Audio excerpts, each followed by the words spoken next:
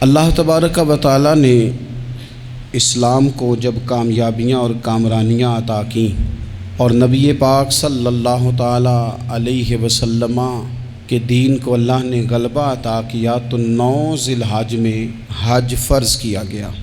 حج اس سے پہلے بھی کیا جاتا تھا، پرانی شریعتوں میں بھی حضرت ابراہیم علیہ السلام کے طریقے پر حج ہوتا تھا، پھر کفار مکہ نے، قریش مکہ نے اس میں کچھ غلط رسومات شامل کر دیں، کپڑے اتار کر معاذ اللہ کعبے کا طواف کرنا، قربانیوں کا گوشت خانہ کعبہ کی دیواروں سے ملنا، اور بھی کئی بیہودہ رسومات اس پاکیزہ اور خوبصورت عمل کا حصہ بنا دی گئیں۔ پھر 9 ذی الحج کو حج فرض ہوا۔ نبی پاک صلی اللہ تعالیٰ علیہ وسلم نے حضرت ابو بکر صدیق کو امیر حج بنا کے رخصت فرمایا۔ دیکھیں کہاں کہاں محبوب انہیں اپنا نائب بناتے ہیں۔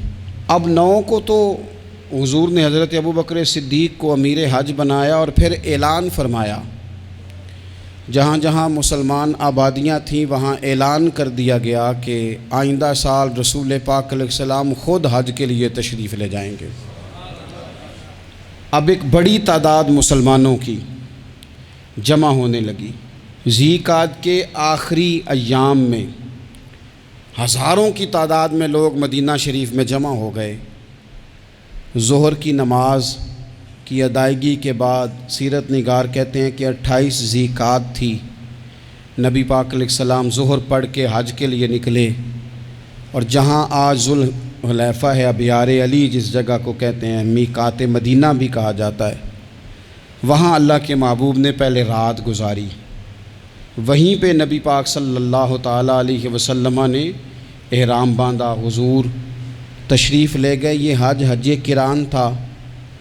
نبی پاک صلی اللہ تعالیٰ علیہ وآلہ وسلم کے ساتھ اس طرح لوگ امڈ کے آئے، جہاں جہاں سے لوگ تھے مسلمان وہ سارے جمع ہوئے حضور کے ساتھ اللہ کی بارگاہ میں حاضر ہونے کے لیے۔ 1,40,000 صحابہ، یہ ایک ہی دفعہ صحابہ کا اتنا بڑا مجمع جمع ہوا ہے، ایک ہی دفعہ۔ اور حضور علیہ السلام کی خواہش تھی کہ یہ سارے لوگ وہاں پہنچیں۔ محبوب کریم علیہ السلام 4 ذی الحج کو حضور علیہ السلام نے طواف کیا، صفا مروہ کیا، احرام نہیں کھولا، قربانیاں ساتھ تھیں، چونکہ یہ حج قران تھا۔ اللہ کے رسول صلی اللہ تعالیٰ علیہ وآلہ وسلم نے پھر 8 ذی الحج کو ظہر کی نماز جا کے منا کے میدان میں ادا کی۔ 9 ذی الحج کو مسجد نمرہ کے پاس کوہ صبیر پر جب سورج کی کرنیں چمکیں، قربان جائیں کیا نظارہ ہوگا۔ لبیک لبیک کی صدا آ رہی ہے، دے کون رہے ہیں؟ مدینے والے محبوب صلی اللہ علیہ وسلم۔ حضور اس لشکر حسن کو لے کر، اس نور بھرے قافلے کو لے کے، یہ کون ہیں جو حضور کے ساتھ سارے نکلے ہیں؟ یہ کون ہیں سارے؟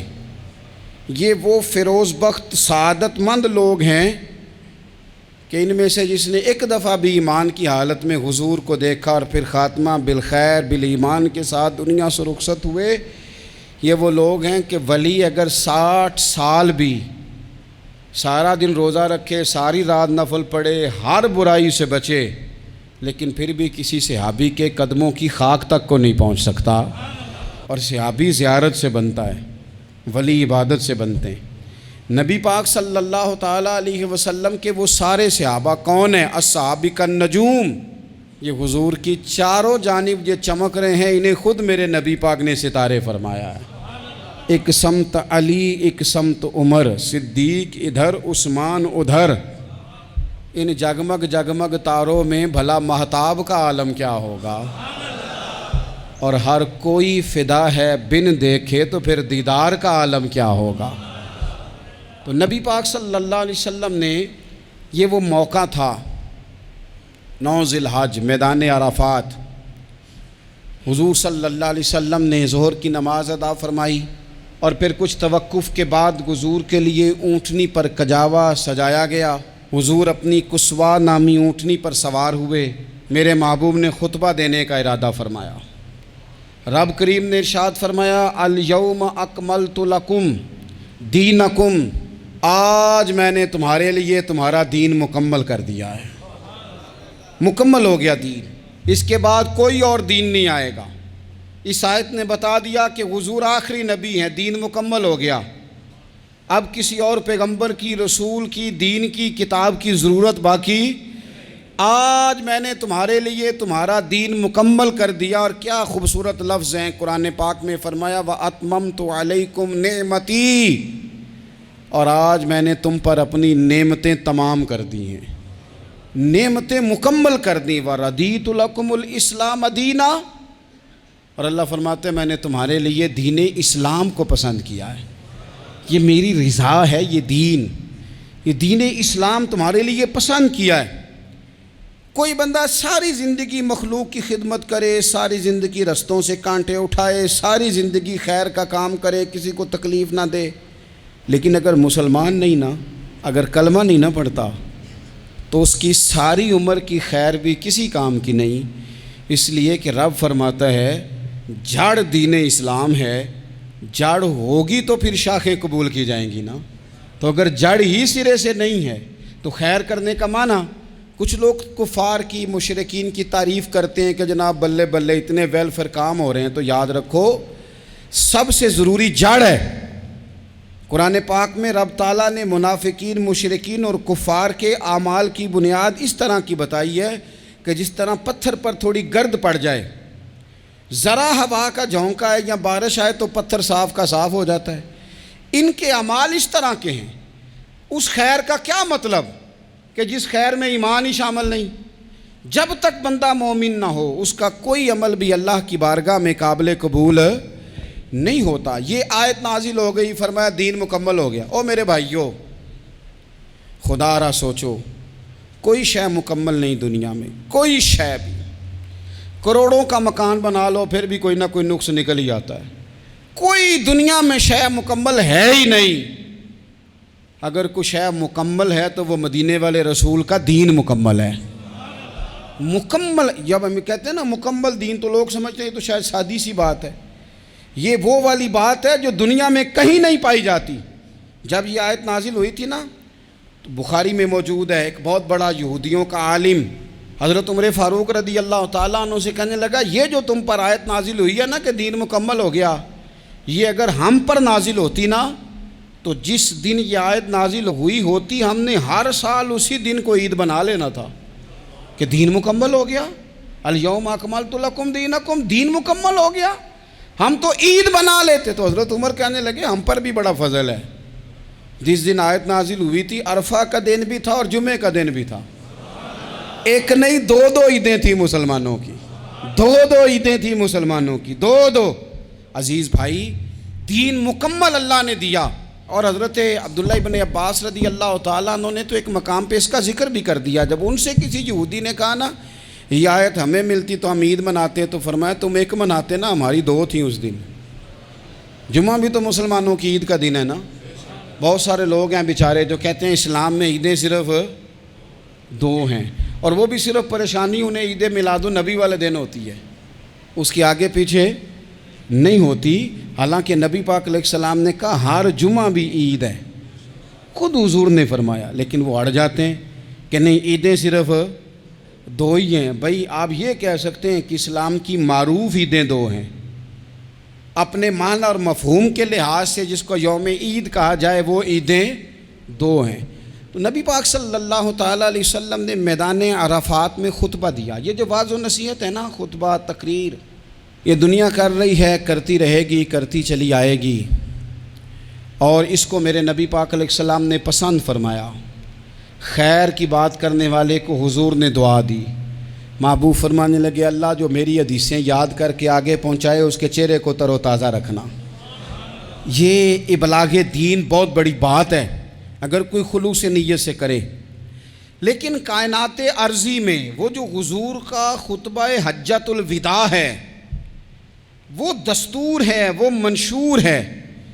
انسانی حقوق پر اس سے بڑا چارٹر نہ پہلے کبھی تھا نہ قیامت تک دوبارہ بن سکتا ہے۔ اس کو خطبہ حجۃ الوداع کیوں کہتے ہیں؟ ایک تو مطلب یہ کہ حضور نے یہی آخری حج کیا، اور دوسری بات یہ تھی کہ اس خطبے کے تھوڑے ہی عرصے بعد میرے نبی پاک نے وصال ظاہری فرمایا، اور اس خطبے کو رسول پاک صلی اللہ تعالیٰ علیہ وسلم نے شروع کہاں سے فرمایا؟ یہ خطبہ دیکھیں شروع کہاں سے ہو رہا ہے۔ انسان دنیا میں ملتا بھی ہے، جدا بھی ہوتا ہے، یہ جو جدائی کا وقت ہوتا ہے نا، جدائی کا، شاید بڑی سوچ سمجھ کے کہا تھا حضرت میاں صاحب نے، بڑی غور کر کے انہوں نے کہا تھا کہ دریا کنڈے روخ نہ لائیے، جو آوے رڑ جاوے۔ آپ میدان میں درخت لگاتے ہیں تو کبھی پھل گرتا ہے تو زمین پہ گرتا ہے، اٹھا لیتے ہیں، اگر دریا کے کنارے ہو تو وہ تو دریا میں گرے گا اور رڑ جائے گا، چلا گیا، بہہ گیا۔ فرمانے لگے دریا کنڈے روخ نہ لائیے، جو آوے رڑ جاوے، تے پردیسی نال نہ یاری لائیے، او دا جدوں دل کرے ٹر جاوے، وہ تو چلا جاتا ہے۔ یہ خطبہ شروع کہاں سے ہو رہا ہے؟ یعنی ابھی آغاز کلام ہے، بات آگے آئے گی، آغاز کلام ہے۔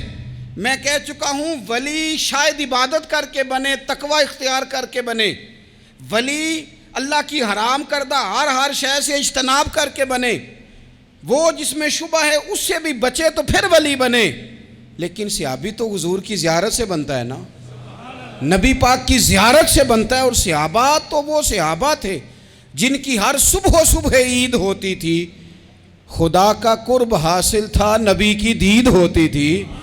وہ تو اس طرح کا ماحول تھا کہ نبی پاک نے فرمایا حضرت ابو ہریرہ سے یہیں بیٹھے رہتے ہو، تھوڑا ذرا کبھی کوئی کام بھی کر لیا کرو، وقفے سے ملنے سے محبت بھی بڑھتی ہے۔ تو حضرت ابو ہریرہ اٹھے اور ستون کے پیچھے سے ہو کے واپس آ گئے، فرمایا آ گئے ہو؟ عرض کی حضور دل ہی نہیں لگتا تو جائیں کہاں؟ وہ جو حضور سے آ کے کہتے تھے نا یا رسول اللہ صلی اللہ علیہ وسلم، حضرت صوبان بن مالک، حضور نے فرمایا پریشان دکھائی دیتے ہو، کہا یا رسول اللہ ایک بات پریشان کرتی ہے۔ کہا وہ کیا؟ عرض کی حضور دل بے چین ہوتا ہے تو زیارت کو آ جاتا ہوں، آج ایک عجیب خیال آیا ہے، عجیب خیال آیا ہے، اور اس نے عجیب رنگ طبیعت میں بھر دیا ہے۔ فرمایا تمہیں کیا خیال آیا؟ عرض کی یا رسول اللہ صلی اللہ علیہ وسلم آج خیال آیا ہے کہ صوبان ہے، تو حضور کا غلام ہے، جنت تو حضور کے صدقے ملے گی، لیکن یہ ہے کہ حضور تو ہوں گے نا نبیوں کے ساتھ، تجھے ملے گی پر ملے گی تو غلاموں کے محلے میں نا۔ تو دل میں خیال آیا کہ وہاں زیارت بھی ہوگی کہ نہیں؟ او جنت میرے کس کاری جتھے یار نظر نہ آوے، زیارت بھی ہوگی کہ نہیں؟ حضور کی بارگاہ میں جب حضرت صوبان نے عرض کی تو رب کریم نے فرمایا محبوب جو تیری اور تیرے رب کی اطاعت کرے نا، اولئک انعم اللہ علیہم من النبیین والصدیقین والشہداء والصالحین، فرمایا ان کو اللہ نبیوں کے، صدیقین کے، شہداء اور صالحین کے ساتھ ہی جنت میں اکٹھا فرمائے گا، وہ اکٹھے رہے۔ تو جن کو تو جنت میں بھی حضور کی زیارت کے بغیر چین نہیں تھا، ان کو حضور نے خطبہ حجۃ الوداع شروع کرتے وقت پہلا جملہ پتہ کیا کہا؟ حضور اونٹنی پہ ہیں، احرام باندھا ہوا ہے، 1,40,000 کم و بیش غلام سامنے کھڑے، عرفات کا میدان۔ محبوب فرمانے لگے پہلا جملہ، جو درد والے تھے وہ تڑپ گئے، یہ سارے درد والے تھے لیکن کچھ زیادہ مزاج شناس تھے۔ محبوب نے پہلا جملہ کہا، حضور فرمانے لگے لوگو جس طرح آج اکٹھے ہوئے ہیں شاید اس کے بعد دوبارہ ہم اکٹھے نہ ہوں۔ پہلا اعلان ہی کر دیا کہ یہ تمہارے ساتھ جو آج خطبہ ہے نا، اس میں اشارہ دے دیا کہ دوبارہ نہیں جمع ہوگے، اگلا حج نہیں کرنا، بس ختم ہوئی بات، یہ آخری پہلی بات ہی حضور نے یہ بیان کی۔ اب وہ اتنے دل نرم ہو گئے حضور کی بات سن کے، آنکھوں میں آنسو اس طرح آ گئے، طبیعت کا ملان اتنا بڑھ گیا کہ ہر ایک کا دل کشکول بن گیا، ہر طرف سے آہیں اور سسکیاں ہیں کہ حضور کے وہ جملے یوں صحابہ لے رہے تھے جب آپ سے کوئی کہہ دے کہ بھائی یہ وقت بس آخری ملاقات کا ہے، تو پھر انہوں نے وہ تو حضور کی ہر بات ہی توجہ سے سنتے تھے، پر یہاں جو انداز بن گیا وہ انوکھا بن گیا۔ فرمایا شاید دوبارہ ملاقات نہ ہو۔ پھر میرے کریم محبوب صلی اللہ تعالیٰ علیہ وسلم نے فرمایا جس طرح تمہارے لیے یہ شہر حرمت والا ہے، مکہ حرمت والا ہے نا، ایک نیکی کرو تو مکے میں 1,00,000 کا ثواب حرم مکہ میں، ایک گناہ کرو تو وہ بھی 1,00,000 لکھا جاتا ہے، حرمت والا ہے، بڑی عزت والا ہے۔ فرمایا جس طرح یہ گھر عزت والا ہے کعبہ، جس طرح یہ شہر عزت والا ہے، فرمایا جس طرح آج کا دن حرمت والا ہے، مسلمانوں میں تمہیں بتا کے جا رہا ہوں، تمہیں سمجھا رہا ہوں، اسی طرح میں نے تم سب پر ایک دوسرے کے مال اور عزت کو حرمت والا کر دیا ہے۔ اور صحابہ کو نا حضور نے پہلے یہ سبق پورا حضور نے پوچھا، یہ بھی ذرا کمال ہے، یہ بخاری مسلم کی حدیث ہے۔ حضور نے صحابہ سے پوچھا 9 ذی الحج ہے، جمعے کا دن ہے، ذی الحج کا مہینہ ہے، سب کو پتہ ہے، لیکن نا آپ جمعہ پڑھنے ہیں تو میں آپ سے کہوں کہ آج کون سا دن ہے تو آپ کہیں کہ جناب جمعہ ہے، عجیب آدمی ہے، جمعہ پڑھا رہے ہو۔ لیکن جو صحابہ کا انداز ہے وہ اور ہے۔ حضور نے پوچھا آج یہ کون سا مہینہ ہے؟ یہ ادب ہے، یہ مقام ہے، یہ وہ مقام ہے جہاں بہت سارے صرف عقل والے بندے جو ہوتے ہیں نا وہ بیچارے گرتے پھڑتے ہیں، کہتے ہیں جی بات آتی ہو تو بتانی چاہیے، یہ کیا بات ہوئی جی، بندہ بولے ہی نا، یہ کیا لیکن کچھ لوگ ایسے ہیں جن کا دھارہ ادب کچھ اور ہوتا ہے، انہیں ڈھیروں باتیں بھی آتی ہوں تو ہر جگہ بات کرنے کی نہیں ہوتی، سب جگہ کہانیاں سنانے کی نہیں ہوتی۔ حضور نے فرمایا کون سا مہینہ ہے؟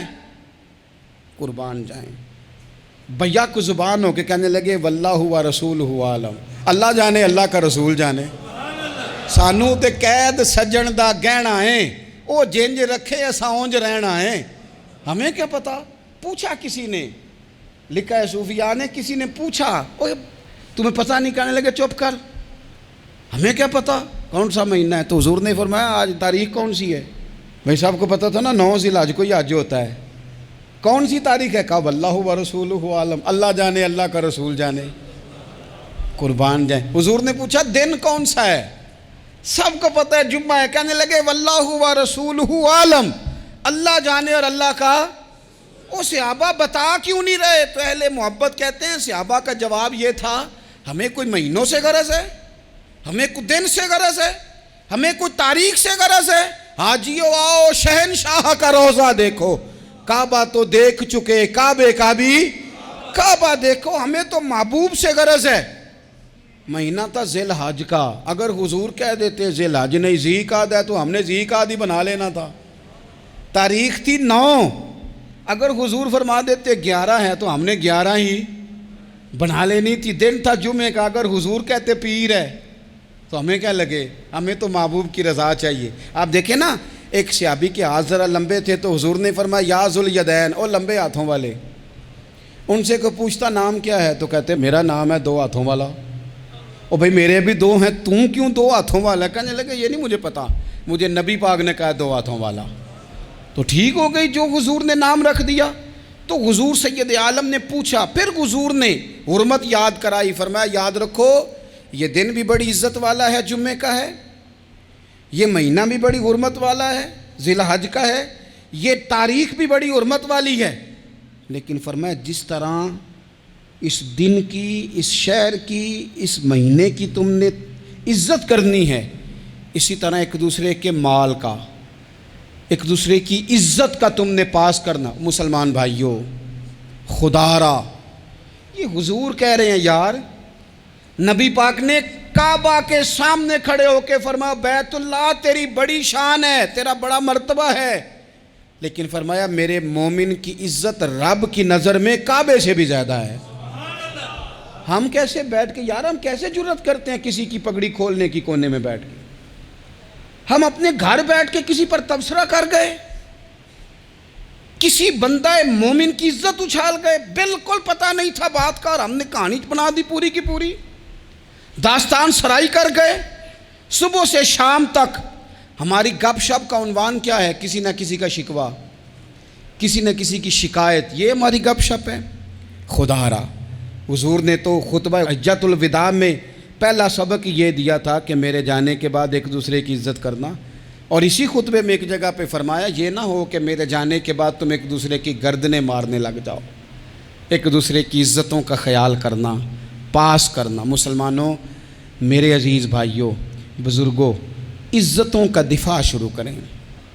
تھوڑی دیر کے لیے اپنی زبان لوگوں کے اوپر تبصرہ کرنے سے کنٹرول میں لائیں۔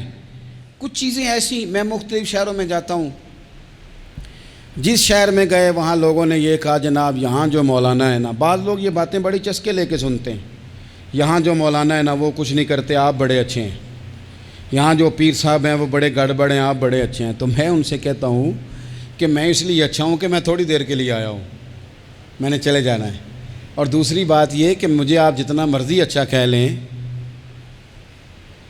میں نے رخصت ہو جانا ہے 2-3 گھنٹوں کے بعد۔ یہاں جس آدمی کا آپ شکوہ کر رہے ہیں نا، آپ اس کو جنازے کے لیے خبر کریں نہ کریں، اسے پتہ چل گیا نا محلے میں جنازہ ہو گیا ہے، تو اسے کوئی کام بھی ہوا تو اس نے کہنا یار نہیں محلے میں فوتگی ہوگی، میں نے جنازہ پڑھانا ہے، اس نے جانا نہیں۔ تو کمزوریاں تو سب جگہ ہوتی ہیں، لیکن ان کمزوریوں کی وجہ سے آپس میں بغض پیدا کر لیا جائے گا۔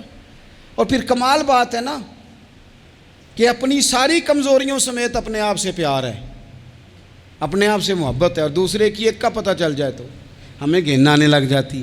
تو حضور نے خطبہ حجت الوداع کے موقع پر یہ بات ارشاد فرمائی۔ دوسرا حضور نے فرمایا لوگوں یاد رکھنا،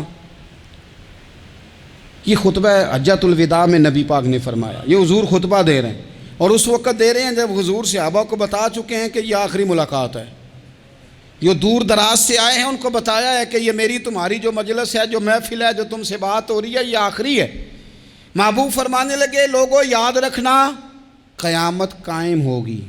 ان جملوں کا حسن ملاحظہ کر لیں۔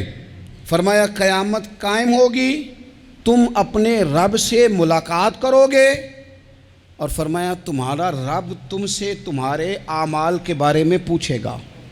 یہ خطبہ حجت الوداع میں کریم نے فرمایا۔ صبح تم اٹھے، کیا عمل کیا، اللہ پوچھے گا۔ کسی سے ملاقات ہوئی، طرز کیا تھی، سوچ کیا تھی، اللہ پوچھے گا۔ لین دین میں کیا معاملات تھے، تمہارے اعمال کے، اللہ سے ملاقات ہوگی، وہ کھڑا کر کے پوچھے گا۔ اور حدیث میں کئی جگہ پہ حضور نے فرمایا وہ تم سے سوال کرے گا، تمہیں جواب دینا ہے۔ میرے عزیز بھائیوں، تیار رہنا چاہیے، تیار۔ ہم نا منت کرتے ہیں آخری دن ہو نا، تنخواہ دار لوگ کہتے ہیں یار یہ آخری ایام چل رہے ہیں، کوئی خرچہ نہ بتاؤ، اس لیے کہ حساب کے متھے لگنا ہے۔ آخری دنوں میں، بجٹ کے دنوں میں لوگ پریشان ہوتے ہیں کہ حساب دینا ہے۔ جب رب سے ملاقات کریں گے اور وہ حساب مانگے گا، کتنا مشکل کام ہے۔ اور ایک مقام پہ حضور نے فرمایا جس سے اللہ نے حساب مانگا وہ تو الجھ گیا، دعا کرو وہ حساب مانگے ہی نہ، بے حساب ہی بخشش فرما دے۔ نبی پاک صلی اللہ تعالیٰ علیہ وآلہ وسلم نے ارشاد فرمایا اسی خطبہ حجت الوداع میں، حضور فرمانے لگے سن لو، میں نے تم تک اللہ تعالیٰ کا پیغام پہنچا دیا ہے۔ اب جس شخص کے پاس امانت رکھی ہو اس پر لازم ہے کہ وہ امانت اس تک پہنچا دے جو اس کا مالک ہے۔ ہم بہت سارے لوگ ایسے ہوتے ہیں ہمارے پاس امانتیں ہوتی ہیں، کچھ بھی نہ ہو تو کچھ لوگوں کے راز کی امانت ہوتی ہے، کچھ بھی نہ ہو تو کچھ لوگوں کی باتیں ہم تک پہنچ جاتی ہیں، وہ راز ہوتا ہے، وہ امانت ہوتی ہے۔ مجلس کی گفتگو بھی امانت ہے، لیکن ہم امانتوں کا خیال نہیں کرتے، خیانت ہو جاتی ہے۔ بہت محتاط ہو کر اپنی زندگی میں امانتوں کا خیال کیا جائے۔ یا ایھا الذین آمنوا لا تخونوا اللہ والرسول وتخونوا اماناتکم وانتم تعلمون۔ اللہ فرماتے ہیں ایمان والو، نہ رب سے خیانت کرنا، نہ رب کے رسول سے خیانت کرنا، نہ آپس میں ایک دوسرے سے خیانت کرنا، جانتے بوجھتے ہوئے یہ کام نہ کرنا۔ وانتم تعلمون، جانتے ہو، تمہیں پتہ ہے۔ کبھی بھی بددیانتی کا مظاہرہ نہ کریں اپنی زندگی میں، کبھی بھی۔ اور یہ بھی یاد رکھ لیں، بچوں کو کیا پتا کہ ہمارا ابا حلال لا رہا ہے کہ حرام لا رہا ہے، آپ لا رہے ہیں نا، تو وہ تو بیچارے بھولے پن میں کھا رہے ہیں، تو حساب آپ نے دینا ہے۔ جنہ لی تو پاپ کمائے ہن کتھے نہیں ہو تیرے کر دے، بلا نا۔ تو بچوں کا تو یہ معاملہ ہے بھائی، اللہ ماشاءاللہ کہ وہ وقت پہ ہی، شادی کے 10-15 دن کے بعد ہی ان کو پیغام مل جاتا ہے کہ اگر ہمارا علیحدہ گھر ہو تو میں مرضی سے سجاؤں، تو میں مرضی سے سنواروں، تو میرا کوئی مطلب اپنا سلسلہ ہو، تو بڑے ٹائم پہ ساری باتیں شروع ہو جاتی ہیں، وہ تو معاملہ ہی بالکل اور ہے۔ تو بالکل کسی بھی امانت میں کبھی بھی خیانت کرنے کی کوشش نہ کریں، اور یاد رکھیں مال حرام جہاں آتا ہے وہاں بڑی تباہی آتی ہے، جہاں لوگ بددیانت ہو جاتے ہیں وہاں معاملات بڑے خراب ہو جاتے ہیں۔ اللہ تبارک و تعالیٰ دیانتداری کی توفیق عطا فرمائے۔ حضور نے خطبہ حجت الوداع کے موقع پر فرمایا میں نے آج جاہلیت کے سارے سود ختم کر دیے، نبی پاک میدان عرفات میں کھڑے ہو کے فرمانے لگے جس بندے نے بھی کسی سے پیسے لیے ہیں وہ اصل رقم دے گا، زائد نہیں دے گا۔ حضور کے بڑے قریبی تھے ایک، فرمایا انہوں نے بھی کچھ لوگوں سے پیسے لیے ہوئے، چونکہ وہ سب لوگ کرتے تھے، حرام ہی نہیں تھا۔ فرمایا میں ان کو بھی حکم دیتا ہوں کہ یہ اصل رقم وصول کریں گے، کسی سے ایک پائی بھی زیادہ وصول نہ کریں گے۔ نبی پاک صلی اللہ تعالیٰ علیہ وسلم نے خطبہ حجۃ الوداع میں ایک باریک بات حضور نے بھی، یہ آپ نے ضرور سمجھنی ہے، بالخصوص جو لوگ تھوڑا دین پر عمل کر رہے ہیں، جن کا لبادہ مذہبی ہو گیا، جنہیں لوگ حضرت صاحب، قاری صاحب، علامہ صاحب، مفتی صاحب، حاجی صاحب، بزرگوں کہہ کے بلاتے ہیں، وہ اس پر توجہ کریں۔ میرے نبی پاک صلی اللہ علیہ وسلم نے خطبہ حجۃ الوداع کے موقع پہ ارشاد فرمایا، لوگوں شیطان اب مایوس ہو گیا ہے، وہ تم سے بتوں کی پوجا نہیں کرا سکے گا، ہاں وہ تمہیں چھوٹے چھوٹے گناہوں میں مبتلا کرے گا، وہ تم سے چھوٹے چھوٹے عیب کرائے گا، تم سمجھو گے یہ تو غلطی کوئی نہیں، فرمایا اس سے بچ کے رہنا۔ اب وہ مایوس ہو گیا، بتوں کی پوجا نہیں کرا سکتا، تمہیں اپنی پوجا نہیں کرا سکتا، لیکن چھوٹی چھوٹی غلطیاں، ایک مقام پہ فرمایا نا چھوٹا گناہ ہونا تو مومن اسے پہاڑ سمجھتا ہے، اتنا بڑا ہو گیا، اور منافق کہتا ہے یہ تو کچھ بھی نہیں۔ تو اپنی زندگی کے اندر چھوٹی چھوٹی کوتاہیاں، حضرت سعدی فرمایا کرتے تھے سیلاب اچانک نہیں آتے، پہلے چھوٹا سا سوراخ ہوتا ہے دریا کے کنارے میں، اسے بند نہ کیا جائے پھر بڑا ہو جاتا ہے، پھر وہ ٹائم آتا ہے کہ بند ٹوٹ جاتا ہے، بستیاں ڈوب جاتی ہیں۔ پہلے چھوٹا گناہ انسان کرتا ہے، چھوٹا، پھر اس سے آگے بڑھتا جاتا ہے اور بڑی بڑی غلطیاں ہوتی ہیں۔ اللہ تبارک و تعالی ہمیں رائی کے دانے کے برابر بھی غلطی کرنے سے محفوظ فرمائے۔ نبی پاک صلی اللہ تعالیٰ علیہ وسلم نے اسی موقع پر ارشاد فرمایا، لوگو اللہ سے ڈرتے رہنا، اور میں تمہیں عورتوں کے ساتھ بھلائی کی وصیت کرتا ہوں۔ فرمایا رب نے تمہیں اختیار دیا ہے، عورتیں تمہارے سپرد کی ہیں، ان سے اچھا سلوک کرنا۔ فرمایا اگر کبھی کوئی ان پر تمہیں سختی کرنی بھی پڑے تو اتنی کرنا جتنی ان کی غلطی ہو، ان سے درگزر کرنا، ان سے پیار کرنا۔ اسلام نے خاتون کو باقاعدہ حقوق دیے، باقاعدہ۔ صحیح بخاری میں حدیث ہے، یہ جو نوجوان ہیں، مطالعہ کرنے والے، پڑھنے سننے سمجھنے والے، یاد رکھا کریں ان چیزوں کو۔ حضرت بریرہ رضی اللہ تعالیٰ عنہ حضرت عائشہ صدیقہ کی کنیزہ ہیں، حضرت مغیث رضی اللہ تعالیٰ عنہ ایک صحابی ہیں، ان کی وہ اہلیہ ہیں، وہ اپنے خامد سے علیحدگی چاہتی تھی، ان کے خامد بڑی محبت کرتے تھے، علیحدہ ہونا نہیں چاہتے تھے، خاتون رہنا نہیں چاہتی تھی۔ انہوں نے بڑی سفارشیں کرائیں کہ میرا خامد، میری بیوی مجھ سے صلح کر لے، حالانکہ وہ خاتون کنیز ہیں، خادمہ ہیں، کوئی بڑے قبیلے سے بظاہر تعلق نہیں۔ بالآخر انہوں نے گزارش کی، سیدہ عائشہ صدیقہ رضی اللہ تعالیٰ عنہ سے کہا، کچھ اور ذرائع اختیار کیے۔ حضرت مغیث نے رضی اللہ تعالیٰ عنہ، ان کے شوہر نے، کہ نبی پاک علیہ السلام کی خدمت میں عرض کریں حضور میری سفارش کریں کہ یہ مجھ سے صلح کر لیں۔ تو نبی پاک علیہ السلام نے حضرت بریرہ رضی اللہ تعالیٰ عنہ جو کنیزہ ہیں، خادمہ ہیں، ان کو بلا کے کہا تمہارا خامد صلح کرنا چاہتا ہے۔ یہاں برادری کا بڑا کے کہتا ہے پتر وہ میری بھی نہیں تو گال رکھنی، وہ میرے ککھاں دا بھی نہیں تو، وہ کیا کہہ رہے ہیں آپ؟ اللہ نے اسے حق دیا ہے، اور جسے حق اللہ دے اس کا رسول دے، اس سے کون ہوتا ہے کوئی حق چھیننے والا؟ نبی پاک صلی اللہ علیہ وسلم نے حضرت بریرہ سے کہا تمہارا خامد صلح کرنا چاہتا ہے اور وہ روتا ہے تمہارے لیے، اور اس نے بڑی سفارشیں کی ہیں، تم اس سے صلح کر لو۔ حضرت بریرہ رضی اللہ تعالیٰ عنہ عرض کرنے لگی یا رسول اللہ صلی اللہ علیہ وسلم آپ جو حکم کریں میں حاضر ہوں، ایک بات پوچھ سکتی ہوں؟ ایک گزارش کر لوں؟ ایک صرف حضور میرا بولیا چولیا معاف کری، ایک بات کر لوں؟ تو کہا کرو۔ عرض کی یا رسول اللہ یہ آپ کا حکم ہے یا مشورہ ہے؟ یہ محبوب کی بات ہے، محبوب کی۔ کوئی بزرگ کیوں جبر کرتا ہے کسی پہ؟ کوئی حضرت شیخ کیوں کہتے ہیں زبردستی عورت کو کہ تو جا؟ نبی پاک صلی اللہ علیہ وسلم نے فرمایا صلح کر لے۔ یا رسول اللہ ایک بات عرض کروں؟ کرو۔ حضور حکم ہے کہ مشورہ ہے؟ تو نبی پاک نے فرمایا نہیں مشورہ ہے، تم عاقلہ ہو، بالغہ ہو، اسلام تمہیں با اختیار کرتا ہے، چاہو تو رہو، چاہو تو خلا لے لو۔ عرض کرنے لگی حضور اگر مشورہ ہے تو پھر میں مغیث سے صلح نہیں کرنا چاہتی۔ میرے محبوب نے فرمایا تو جس حال میں راضی ہے میں بھی راضی ہوں۔ ٹھیک ہو گئی بات، ختم ہو گئی۔ حضور نے کوئی زور نہیں، اتنے اسلام حقوق دیتا ہے عورت کو۔ کسی کو اجازت نہیں کہ وہ جبر کرے، وہ ظلم کرے۔ میں آ گیا ہوں صلح نہیں کرنی، بے تو کیوں آیا ہے؟ تو نے وقت گزارنا ہے، جانے وہ خامد کس طرح کا ہو۔ تو نبی پاک صلی اللہ علیہ وسلم نے خطبہ حجۃ الوداع کے موقع پر فرمایا عورتوں کے ساتھ اچھا سلوک کرنا۔ اللہ تبارک و تعالی جو حج پڑھا جا رہا ہے اس کے صدقے پوری امت پر اپنا فضل فرمائے۔